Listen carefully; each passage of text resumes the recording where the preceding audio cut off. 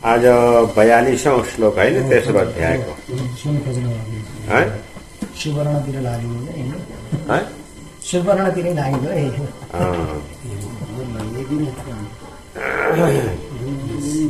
सुवर्णको सिंहासनमा विराजमान गराएर श्रीमद् भागवतको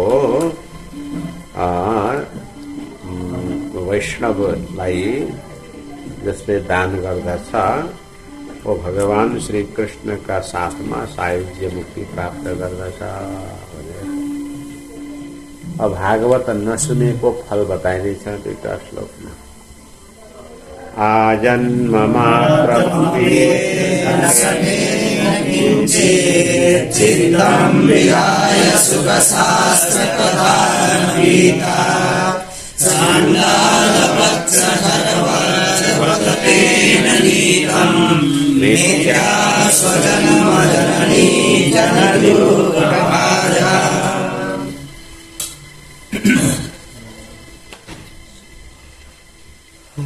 हरि शरणम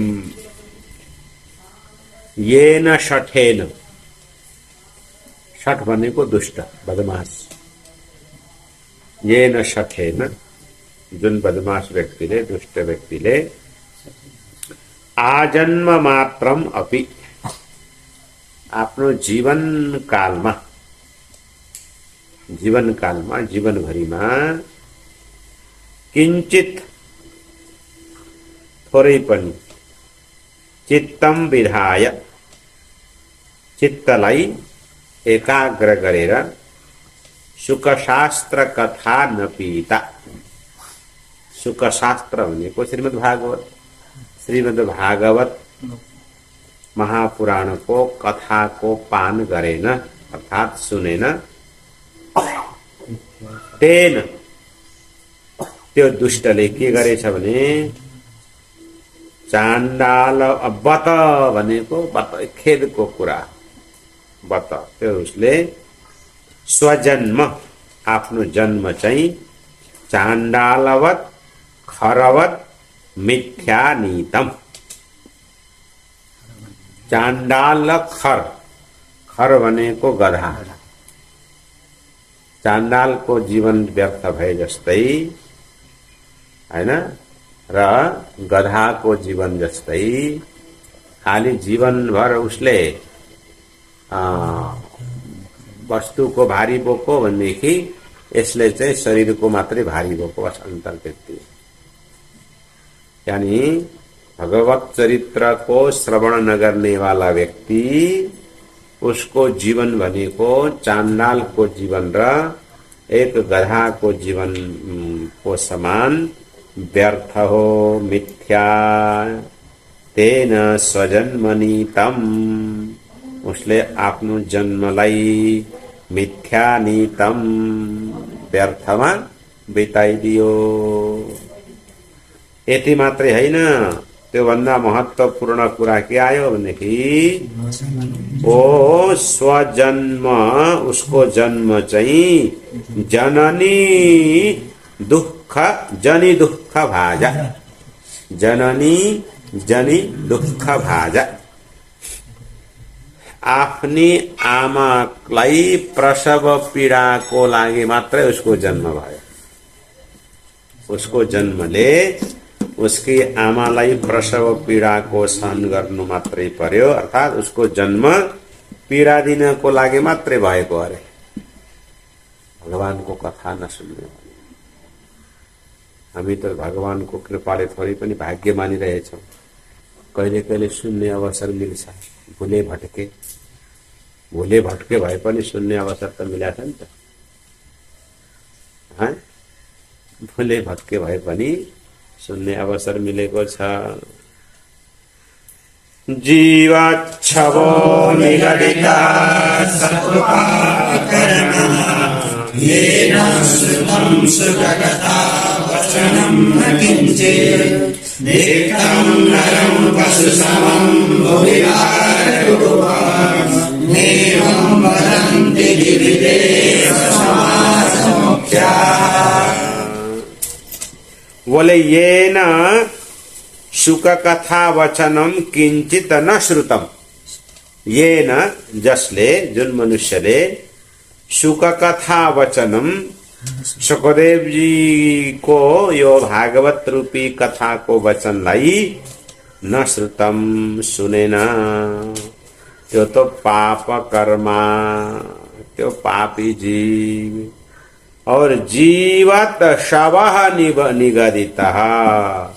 जीवत शवः भनेको जिउँदो मुर्दा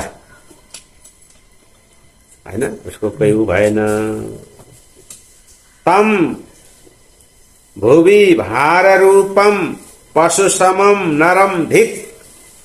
तम त्यस्तो भुवि पृथ्वीमा भार रूपम भार रूप भएको पशु समम पशुतुल्य नरम त्यो मनुष्यलाई धिक यानी धिक्कार छ। यो फेरि कसले बोल्यो? ए जोगी तैँले बोलिस् नभन्नु फेरि, मैले बोले आइन, कसले बोल्यो? बोले देवी देव समाज मुख्याः एवं वदन्ति। मैले भने होइन है, कसले भनेको छ? देवी यानी स्वर्गे, देव समाज मुख्याः देवहरूमा जुन मुख्य छन् इन्द्र आदि देवताहरू, ती देवताहरूले नै एवं वदन्ति यस्तो बोल्दछन् अरे। उहाँ देवताहरूलाई बिचारालाई कथामृत कथा सुन्ने अवसर छैन, यहाँ अवसर भए पनि सुन्दैन। जस्तै हजारौं व्यक्ति पढ्न नपाएर परेशान छन्, हजारौं कस्ता छन् सुविधा भएर पनि पढ्दैन। हो त्यस्तै संसारका व्यक्ति छन् के देवताहरूले बिचारा सुन्न चाहन्छन्, अमृतको कलश लिएर आए, हे गुरुदेव हामीलाई सुनाइदिनु, यो अमृत परीक्षितलाई दिनु भने सुखदेवजीले लौरो लेखेर लिएर दिनु भयो हैन। अब ताउँश्च विज्ञाय नददौ स कथामृतम। उनले चाहेर पनि किन पाएनन् त भन्देखि अधिकारी रहेनछन्। त्यही भएर चाहेर मात्रै हुनु भयो, चाहेर मात्रै पनि नहुँदो रहेछ, अधिकारी बन्नु पर्दो रहेछ। उधिक्तम नरम पशु समम भुविहार रूपम एवं वदन्ति देव समाज मुख्याः। स्वर्गमा देवताहरूमा प्रधानहरूले यस्तो भन्दा रहेछन्, यी संसारका मनुष्य यो पृथ्वीको भार रूप हुन्, जसले कथा श्रवण गर्दैनन्, जिउँदा सब जस्तै हुन्, पापी हुन्, त्यस्तालाई धिक्कार छ। दुर्लभैव कथा लोके श्रीमद्भागवतोद्भवा कोटि जन्म समुत्थेन पुण्येनैव लभ्यते। बोले लोके श्रीमद्भागवतोद्भवा कथा दुर्लभा एव। यस संसारमा श्रीमद्भागवत जुन कथा हो त्यो अत्यन्त दुर्लभ छ। कोटि जन्म समुत्थेन पुण्येन एव तु लभ्यते। करोडौं जन्मको पुण्यको उदय हुनाले मात्रै यो श्रीमद्भागवत कथा श्रवण गर्ने अवसर, इच्छा, परिस्थिति जागृत हुन्छ। तेन योगनिधे धीमन् सर्वव्यासाप्रयत्नतः दिनानियमोऽस्ति सर्वदा श्रवणम्। तेन त्यसै कारणले हे योगनिधे, हे धीमन्, योग निधि नारदजीलाई भन्नुभयो के हे योग निधे, हे योग का खजाना, हे धीमन, हे बुद्धिमान नारदजी, सा प्रयत्नतः श्रोतव्या। सा का कथा, तो भागवती कथा प्रयत्नतः श्रोतव्या। जसरी प्रयास गरेर भए पनि के गर्नु, सुन्नु है। कहीँ रुद्री सुद्री भएछ भने पनि अलिक बिहान अलि छिट्टो गरेर जजमानलाई फकाएर अनि त्यहाँबाट मलाई चाहिँ 4 बजेसम्म छुट्टी चाहिन्छ है भनेर के गर्नु,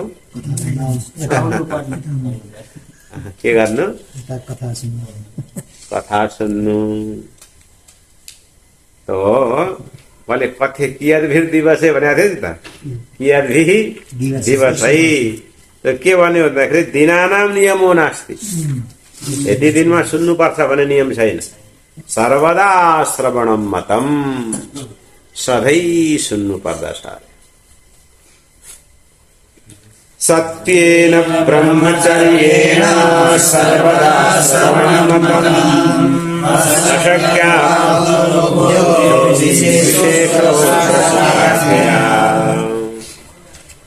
बोले सत्येन ब्रह्मचर्येण सर्वदा श्रवणम मतम सत्य भनेको सत्य निष्ठामा रहेर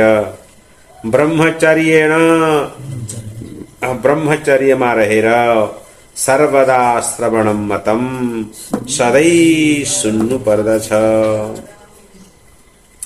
हजुरले भन्नुहुन्छ सधैँ सुन्नु पर्दछ तर फेरि यता सप्ताहको पनि कुरो आउँछ त्यो के हो भनेर भनेको चाहिँ यहाँ भन्नुहुन्छ त्यो कुरो पनि ठिकै के हो किन भन्दाखेरि कलौ अशक्यत्वात् कलौ भने कलियुगमा अब सधैँ सत्य बोलो सधैँ ब्रह्मचर्यमा रहेबाट अशक्यत्वात् संसारका कलिका प्राणीहरू अलि अशक्त हुन्छन् यस्तो पालन गर्नमा त्यस कारणले कलौ कलियुगको लागि सुकाज्ञया अत्र विशेषः बोध्यः सुखदेवजीको आज्ञाले यहाँ केही विशेष कुरा बुझ्नु पर्दछ के विशेष कुरा हुन् मनोवृत्ति जयश्चैव नियमाचरणं तथा दीक्षा कर्तुं शक्यत्वात् श्रवणं मतम् कलियुगमा चाहिँ धेरै दिनसम्मको लागि मनका वृत्तिहरूलाई जित्न र नियमाचरण नियमको पालन गर्नमा र त्यस्तै प्रकारले दीक्षा कर्तुम अशक्यत्वात् पुण्य कर्मको लागि दीक्षित भएर रहनको लागि पनि अशक्यत्वात् सबसम्म अशक्त भएको हुनाले सप्ताह श्रवणम मतम कलियुगमा सप्ताह श्रवणलाई बताइयो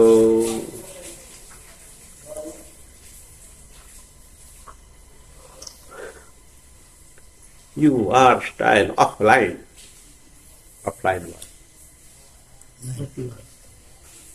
श्रद्धात श्रवणे नित्यं मार्गे तावद्यत्फलं तत्फलं सुखदेवेन सप्ताहश्रवणे नित्यं माघे श्रद्धातः श्रवणे यत् फलम माघे यानी माघ महीनामा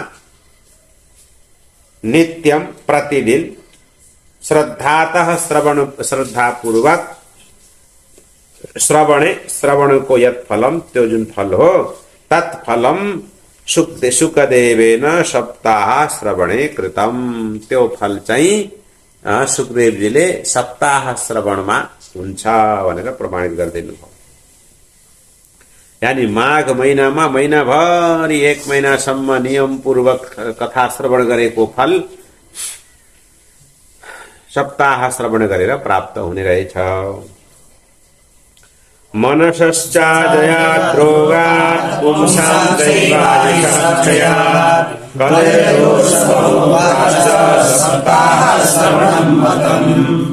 मनसः च अजयात् मनलाई संयमन गर्न नसक्ने मनलाई जित्न नसक्ने रोगात् अनेक प्रकारका रोगहरू पुंसां च आयुषः क्षयात् मनुष्यहरूको आयुको अल्पता र कलेह दोष बहुत्वात् कलिमा अनेक प्रकारका दोषहरू हुने सम्भावना भएको कारणले पनि सप्ताह श्रवणम मतम सप्ताह श्रवणको विशेषता बताइयो यत्फलं नास्ति तपसा योगेन समाधिना अनायासेन सर्वं तपसा यत्फलं तपसा नास्ति योगेन नास्ति र समाधिना नास्ति जो फल तपस्या योग र समाधिद्वारा पनि प्राप्त हुन सक्दैन। तत्सर्वं सप्ताह श्रवणे अनायासेन लभेत। त्यो सबै सप्ताह श्रवणद्वारा सजिलोसँग प्राप्त हुन्छ। यज्ञात् गर्जति सप्ताह सप्ताहो गर्जति व्रतात् तपसो गर्जति प्रोच्चैर्ध्यानं गर्जति। योगात् गर्जति सप्ताहो ध्यानात् गर्जति किं ब्रूमो गर्जनं तस्यादे गर्जति गर्जति। तो सप्ताह के हुन्छ यज्ञात् गर्जति। यज्ञ भन्दा पनि उच्च गर्जना गर्नुको मतलब श्रेष्ठ। र व्रतात् गर्जति व्रत भन्दा पनि श्रेष्ठ। तपसः गर्जति तपस्या भन्दा पनि उच्च। और तीर्थात् तुको प्रोच्चैः नित्यं गर्जति। तीर्थबाट पनि उसको श्रेष्ठता छ। योगात् योगबाट पनि हैन। ध्यानात् ध्यान भन्दा पनि। ज्ञानात् र ज्ञानात् ज्ञान भन्दा पनि गर्जति। उसको महत्व उसको फल श्रेष्ठ छ। किम तस्य वर्जनम गर्जनम ब्रूमः। तस्य माने कथाया। त्यो कथाको विशेषताको विषयमा धेरै के भनौं। रे गर्जति गर्जति। यो सबै अन्य साधनहरू भन्दा पनि यसको गर्जना धेरै छ। अर्थात् यसको महत्व यसको विशेषता यसको फल धेरै नै छ। शौनक उवाच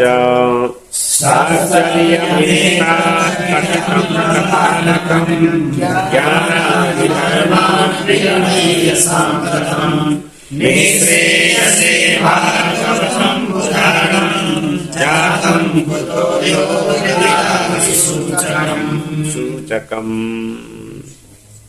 यहाँ योगविद यो सम्बोधन शौनकादि ऋषिहरूले सोच्चिसँग सोध्दै हुनुहुन्छ। सबै साधनहरूमा श्रेष्ठ छ भनेको सुनेपछि उहाँले सुन्नुभयो सोध्नुभयो हे योगविद ल अब एतत् कथानकम साश्चर्यम कथितम।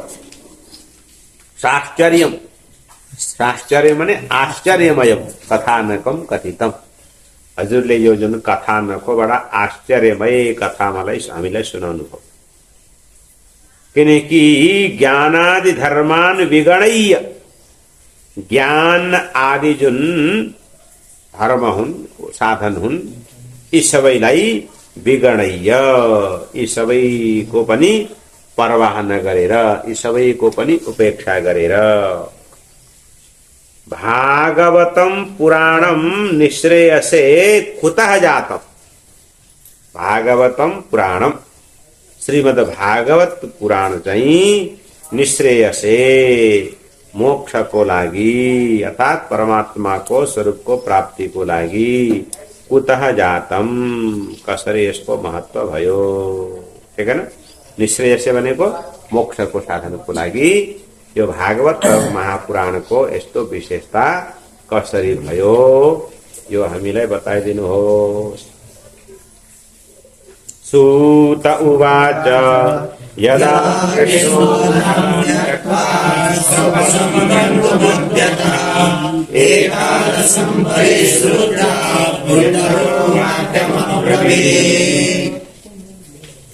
सूत बताउँदै हुनुहुन्छ यदा कृष्णः धराम त्यक्त्वा स्वपदम गन्तुम उद्यतः।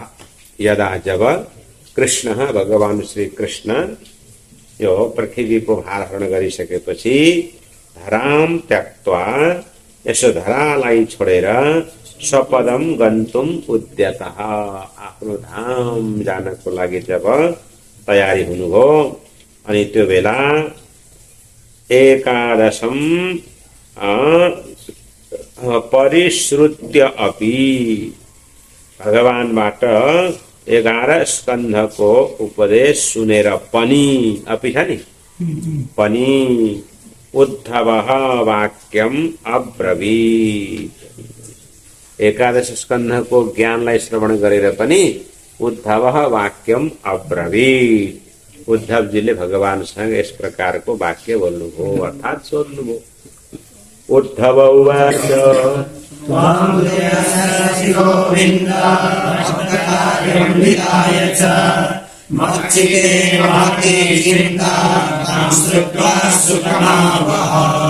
हे गोविन्द त्वं तु भक्त कार्यं विधाय यास्यसि हे गोविन्द त्वं तु हजुर त भक्त कार्यम विधाय आफ्ना भक्तहरूको कार्य सम्पन्न गरेर यास्यसि आफ्नो धाममा जान खोज्नु भएको छ जान चाहनु भएको छ र मच्चित्ते महती चिन्ता हजुर जान लागेको देख्दा मच्चित्ते महती चिन्ता मेरो चित्तमा चाहिँ साह्रै ठूलो चिन्ता उत्पन्न भएछ र ताम श्रुत्वा सुखम आवह त्यो मेरो चिन्तालाई सुनेर असुखम आवह संसारका प्राणीहरूलाई सुख होस् त्यस्तो कृपा गर्नुहोस्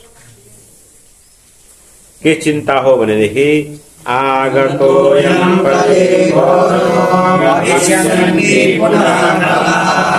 तत्सङ्गेनैव सन्तोऽपि भविष्यन्त्युग्रतां यदा अयम घोरः कलिः आगतः यो घोर कलियुग आयो अरे क्या आयो कलि आयो यो कलिमा के हुन्छ त फेरि पुनः खलाः भविष्यन्ति यो संसारमा फेरि दुष्टहरू हुनेछन्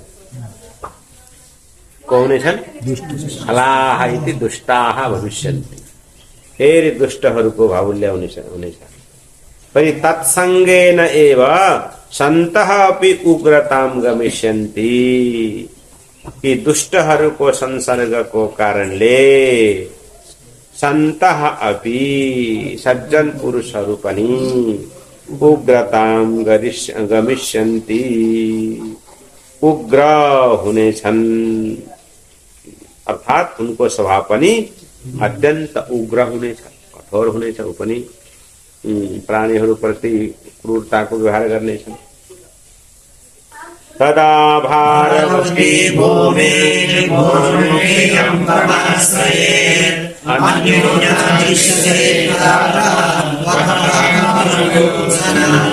हे कमललोचन तदा तब जब सज्जनहरू पनि उग्र हुने स्थिति आउँछ तदा तब इयं भारवती भूमि यो भार रूपा भएकी पृथ्वी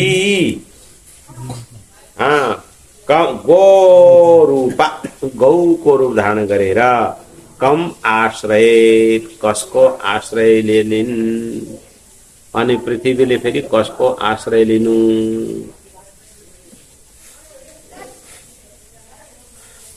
पृथ्वीको आश्रय फेरि को होला त्यसकारणले त्वत्तः अन्यः त्राता न दृश्यते त्वत्तः हजुर बाहेक अन्य अर्को कोही त्राता यानी रक्षक न दृश्यते इस पृथ्वी को रक्षक अरु कोई न रहला अतः सत्सु दयां कृत्वा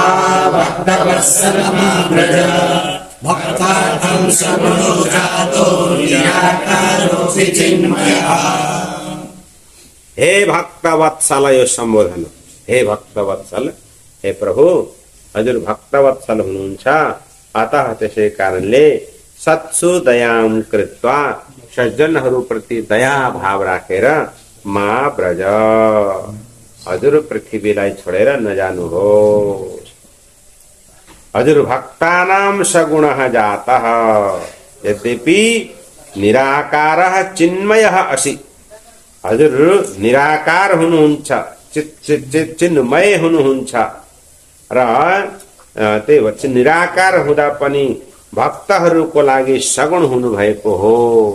अब फेरि निर्गुण नबन्नुहोस्, सगुणै रहनुहोस्, यो स्वरूपै रहनुहोस्। त्वद्वियोगेन ते निर्गुणोपासने कष्टमतः किञ्चिद्विचारय। त्वद्वियोगेन ते भक्ताः भूतले कथम स्थास्यन्ति। तद्वियोगेन हजुरको वियोगमा ते भक्ताः हजुरका भक्तहरू भूतले यस पृथ्वीमा कथम स्थास्यन्ति कसरी रहन सक्लान्।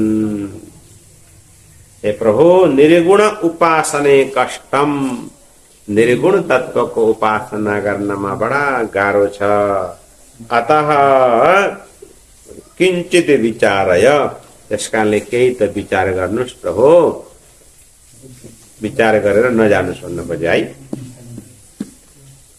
इत्योद्धव श्रुत्वा प्रभासे चिन्तया हरे भक्तावलम्बनाय किं ज्ञेयमयेति च। इति उद्धव वचः श्रुत्वा, इति यस प्रकार को उद्धव वचः उद्धव जी को वाणीलाई श्रुत्वा सुनेर कहाँ प्रभासे प्रभास क्षेत्रमा हरिहि अचिन्तयत भगवानले चिन्तन गर्नु भएछ, भगवानले सोच्नु भएछ के बोले भक्त अवलम्बनार्थाय मया किम विधेयम इति।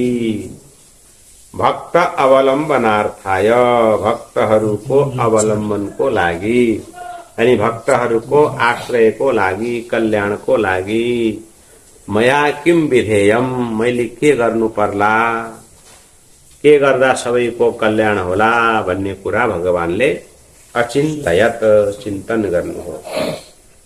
र चिन्तन गरेर निष्कर्ष के निस्केछ स्वकीयं यत् भवेत् भगवते ददात् विरोधाय प्रविष्टोऽयं श्रीमद्भागवतारणम्।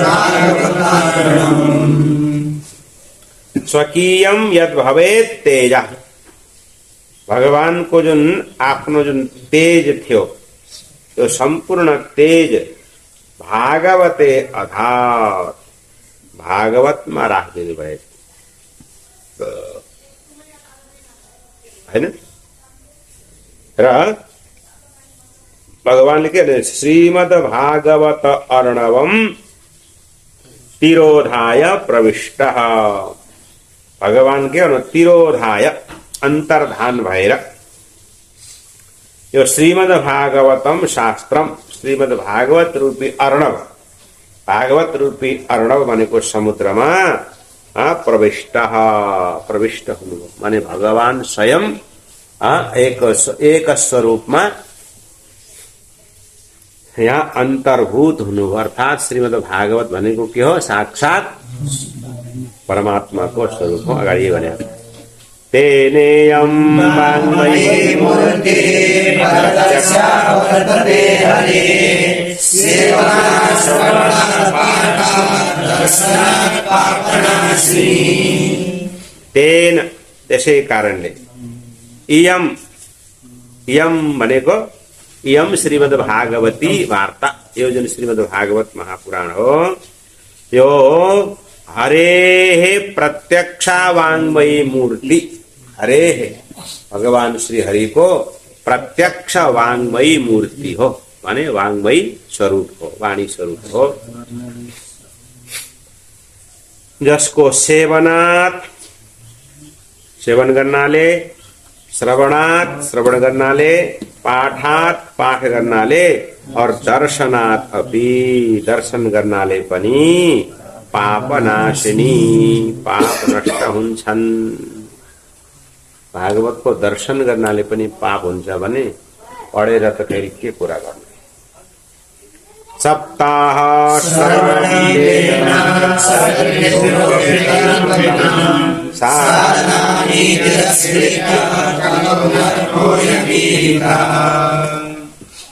तेन त्यसै कारणले सप्ताह श्रवणम श्रीमद् भागवत को सप्ताह कथा को श्रवण को महिमा सर्वेभ्यः अपि अधिकम कृतम अन्य अरु सबै साधनहरू भन्दा प्रधान बताइदिनु हो र अन्य साधनानि तिरस्कृत्य कलौ अयम धर्मम ईरितः अन्य धर्म अन्य समस्त साधनहरूलाई हटाएर यही भागवत श्रवण रूपी धर्म को महिमा बताइयो। दुःख दारिद्र्य दौर्भाग्य पाप प्रक्षालनाय च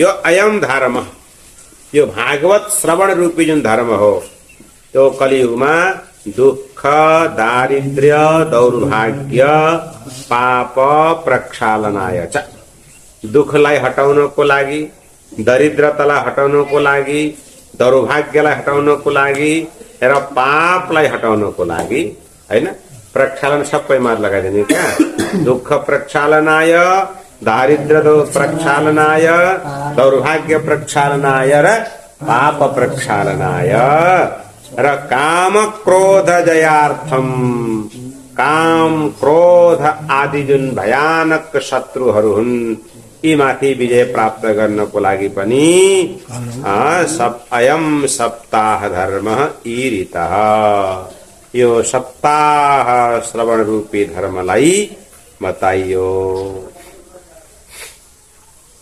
अन्यथा वैष्णवी माया देवे अभिष्णुस्त्यजा त्वं त्याज्यामृतमुमिरे सप्ताहो तार्किकः। अन्यथा भागवत श्रवण को अभाव में देवैहि अभिसुदुस्त्यजा वैष्णवी माया देवताहरूद्वारा पनि जित्र नसकिने हैन वैष्णवी माया वैष्णव को विष्णु संबंधी माया अर्थात भगवान को जुन माया हो ओ पुंभी कथम त्याज्या भवे संसार का सामान्य व्यक्तिले कसरी यसलाई त्याग गर्न सक्लान्।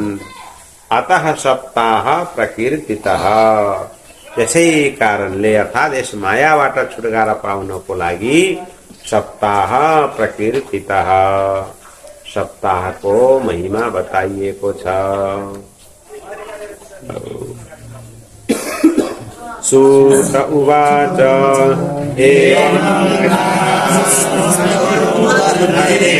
प्रकाशमाने शिवे सभायाम् आश्रयमेकं समभूतराणे तदुच्यते संसृणशौनकत्वम्।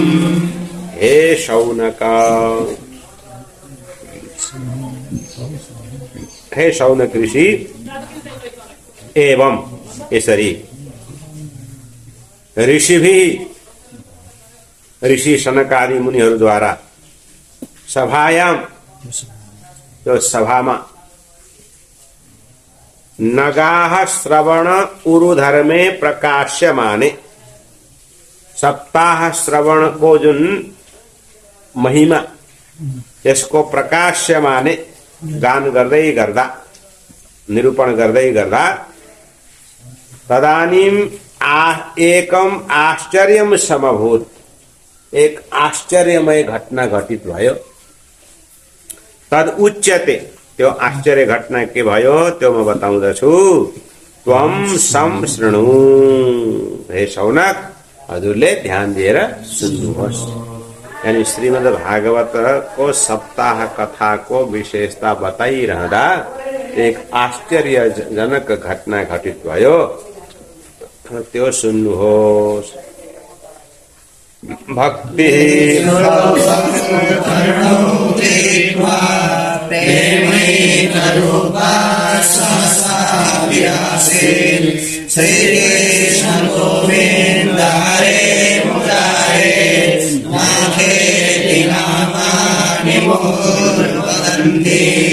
भक्ति आश्चर्य के भन्दाखेरि भक्ति तौ तरुणौ सुतौ गृहीत्वा पहिला के थे वृद्ध थिए अब अहिले आश्चर्य भएको होइन। अब पहिले त्यो वृद्ध थियो, भने कस्ता भयो, तरुण।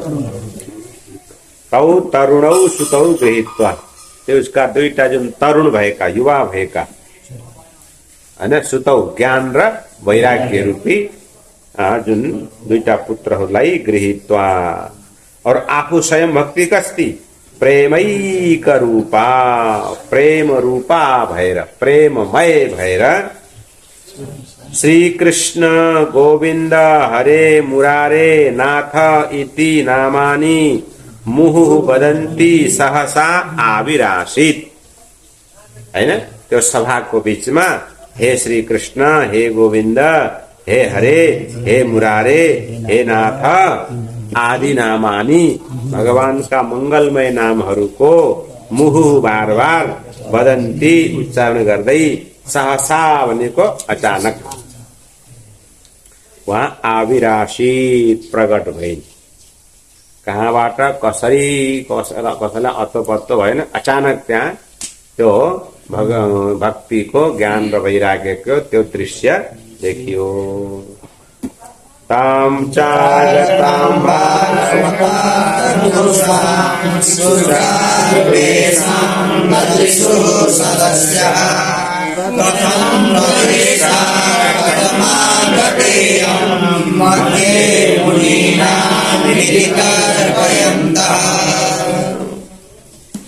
आगताम भागवत अर्थभूषाम सुचारुवेशाम ताम सदस्याः ददृशुः। ताम उनलाई, भक्तिलाई कति थिइन्, भागवत अर्थभूषाम, जो भागवत को अर्थ को, भागवत का अर्थ को आभूषण धारण गरेकी, र सुचारुवेशम, सुन्दर भेष धारण गरेकी, र त्यस्ती ताम ती भक्तिलाई सदस्याः ददृशुः, त्यहाँ सबै सदस्यहरूले देखे।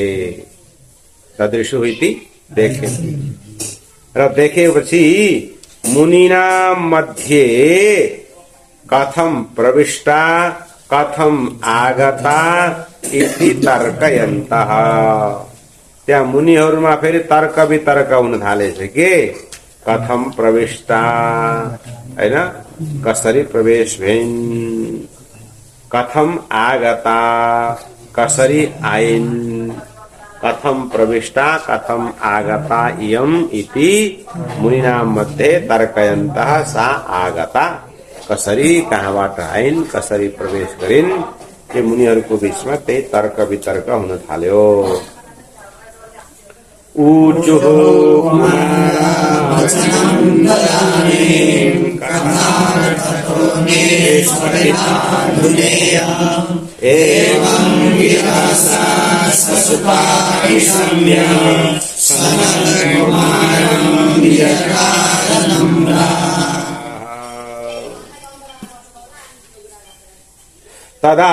तदानीं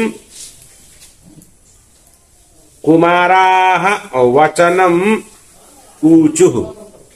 एक आसपास ऋषिहरूले जब तर्क गरे कहाँबाट कसरी, अनि तदानीं कुमाराः वचनम ऊचुः, कुमारहरूले सबैको जिज्ञासालाई शान्त गर्दै यो वाणी बोलेछन् के, इयम अधुना कथार्थतः निष्पतिता।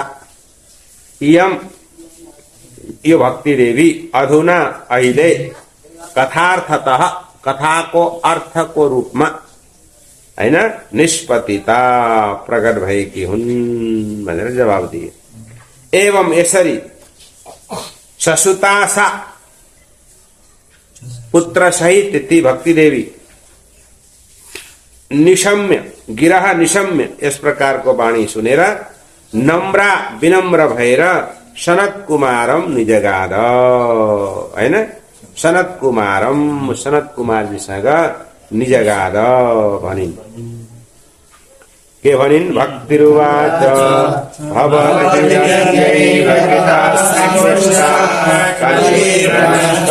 विकटाकसेन त्वां बुद्धिशाम्यधुना विपन्तो ब्रह्माणिदं तान्निरमुच्यते।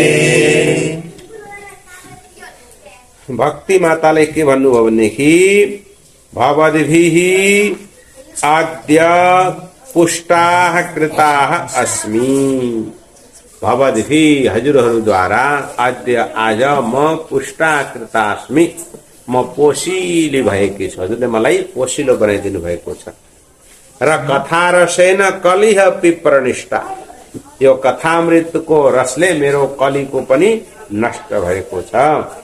अब अधुना अब मलाई ब्रुवन्तु बताउनुहोस्, अहम क्व तिष्ठामि, म कहाँ बसु। म अब निरोगी त भए, स्वस्थ भए, अब म बसु कहाँ भनेपछि ते ब्राह्मा ताम इदम गिरम ऊचे। ते ब्राह्मा, ब्राह्मा भनेको ब्रह्मपुत्राः, ती ब्रह्माजीका पुत्र सनत कुमारहरूले ताम ती भक्तिलाई इदम ऊचु यस प्रकारले भने। कहाँ बस्ने भनेर सोधेपछि ठाउँ बताउनु परेन। भक्तेषु गोविन्द स्वरूपकर्त्री प्रेमैकहर्त्री भवरोगहन्त्री सात्वान्तरिक्षा स्वसुधैर्य संश्रया निरङ्गरं वैष्णवमानसानि।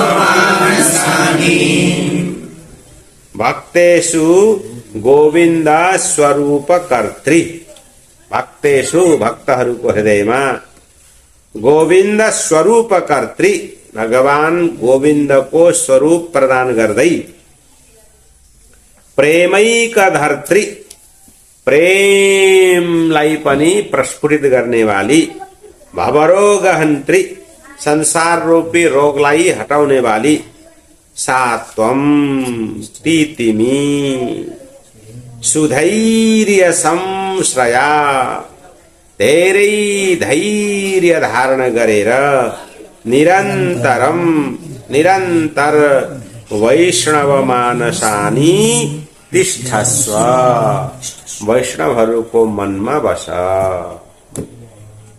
हैन, यानी वैष्णव भनेको भक्त, भगवत भक्तहरूको हृदयमा तिमी अत्यन्त धैर्यताका साथमा बस।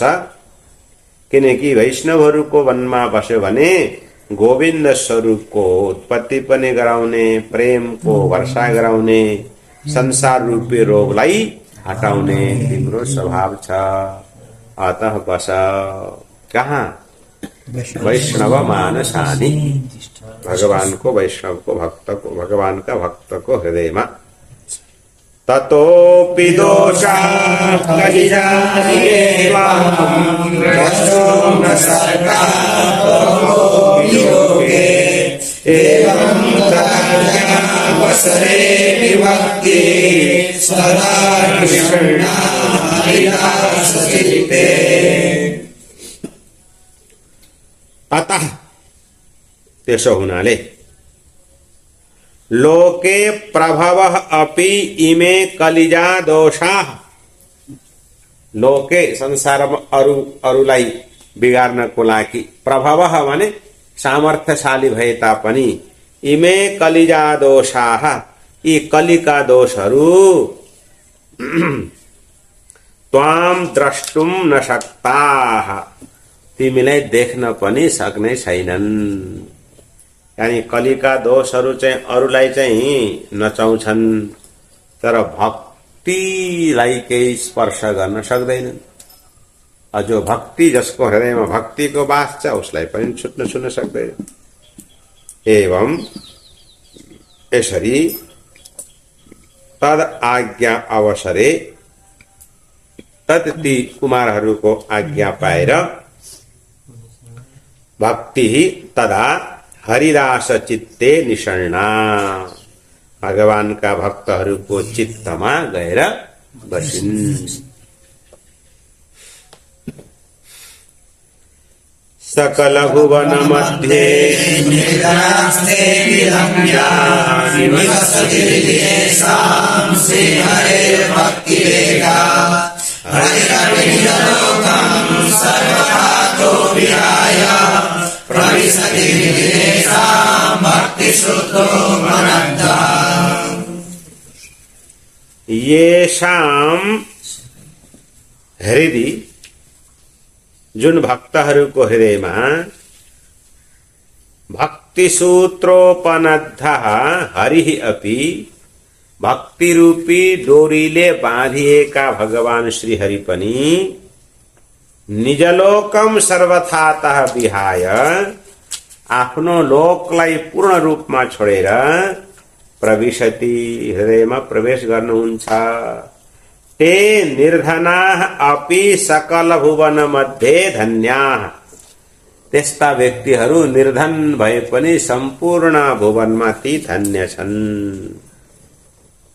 बुझ्यो हैन येषां हृदि एका हरेः भक्तिः निवसति येषां हृदि जुन भक्तहरूको हृदयमा श्री हरेः भगवान श्री हरि को एका भक्ति ही निवसति एक भक्ति को वास हुन्छ भक्ति को वास भएपछि के हुन्छ त तो हरि अपि निज लोकम विहाय भगवान श्री हरि पनि आफ्नो लोकलाई छोडेर सर्वथा विहाय तेषाम हृदि भक्ति सूत्रोपनद्ध प्रविशति भक्ति रूपी सूत्रले बाँधिएर त्यहाँ प्रवेश गर्नुहुन्छ उनको हृदयमा हो तिनी चाहिँ सकल भुवन मध्ये निर्धना अपि धन्या निर्धन भए पनि ती भुवनमा अत्यन्त धन्य छन् ब्रूमोऽन्यतेऽधिकं महिमानमेवं ब्रह्मात्मकस्य भुविनायककाविदस्य यः संशया निगदिते लभते सुभक्ता श्रोतादि कृष्ण समकामन्यधर्मे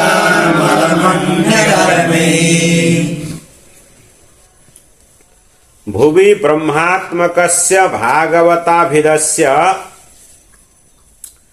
महिमानम अधिकम किम ब्रूमः हैन भुवि भनेको पृथ्वीमा भागवताभिधस्य भागवत नाम भएको हैन ब्रह्मात्मकस्य साक्षात जो ब्रह्मात्मक माने ब्रह्म स्वरूप परमात्मा स्वरूप जुन भागवत हो उसको अधिकम महिमानम किम ब्रूमः यो भन्दा धेरै महिमा म के बताऊं यत् संश्रयात यत् जुन भागवत को संश्रयले आश्रयले निगदिते यसलाई सुनाउनाले हैन लभते के श्रोता अपि र निगदिते अपि यानी श्रोता भएको बेलामा निगदिते वक्ता भएको बेलामा श्रोत्री वक्ताको छ भने सुन्ने श्रोता छ भने सुनाउने यी दुवै कृष्ण समताम लभते कृष्ण को समतालाई प्राप्त गर्दछ अर्थात कृष्ण स्वरूपलाई प्राप्त हुन्छ अतः अन्य धर्मैहि अलम यो भागवतलाई छोडेर अन्य धर्मबाट बस उनको कुनै प्रयोजन छैन भागवतले भगवान श्री कृष्ण को समतालाई प्रदान गर्दिन्छ यो भन्दा धेरै यो भागवत को महिमा हामी के बताऊं ओम श्री पद्म पुराणे उत्तरखंडे श्रीमद् भागवत महात्म्ये भक्ति कष्ट निवर्तनम नाम तृतीयः हरे नमः।